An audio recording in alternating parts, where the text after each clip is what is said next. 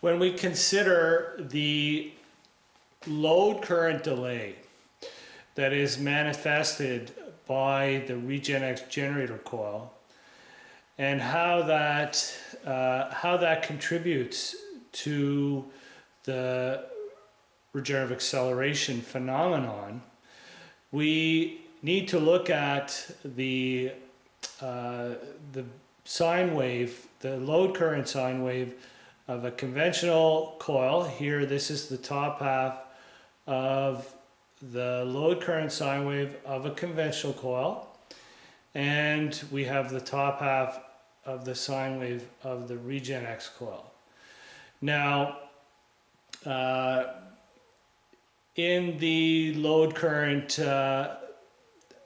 delay video and the test data, we were using a purely resistive load on the output of our conventional coil, and the same purely resistive load on the output of the RegenX coil.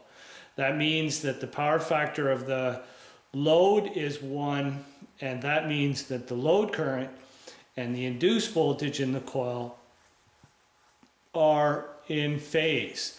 So the load current sine wave and the voltage sine wave are in phase. So what that means is that the position of the rotor magnet, if we have a north pole rotor magnet that is approaching the coil's core, as the rotor magnet approaches the coil, the voltage is built up inside the coil, and the current, which is in phase, is also increasing.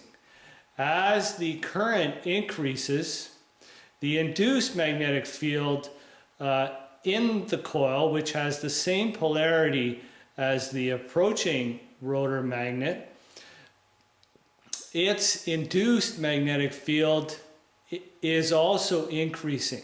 So as the rotor magnet gets closer to the coil, the induced magnetic field is increasing, and the coil creates increasing amounts of counter electromotive torque, or increasing amounts of regenerative braking, however you want to look at it. Now, when the rotor magnet moves past the coil, past top dead center, past the current crust, now the current flowing in the coil changes direction. The induced magnetic field from the coil turns into a south pole, and the coil resists the rotor magnet's departure away from the coil. So the regenerative braking aspect, the generator armature reaction, the counter electromotive torque produced in a conventional coil is always resisting the rotor magnet's approach and always resisting the rotor magnet's departure. The RegenX coil's load current delay is important because what it does is it shifts the load current in the time domain such that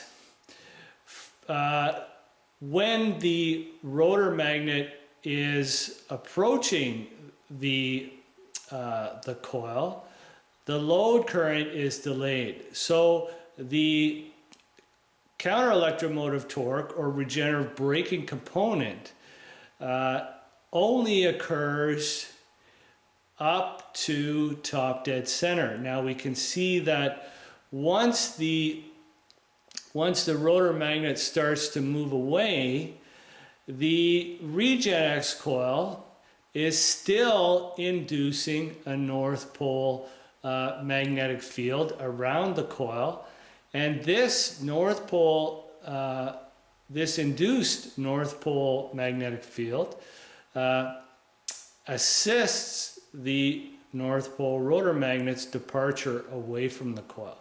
And it also assists the South Pole rotor magnet that's now coming into position. So the RegenX coil's load current delay resists the rotor magnet's approach until the rotor magnet is top dead center to the coil, and then after that it's assisting and accelerating its departure from the coil.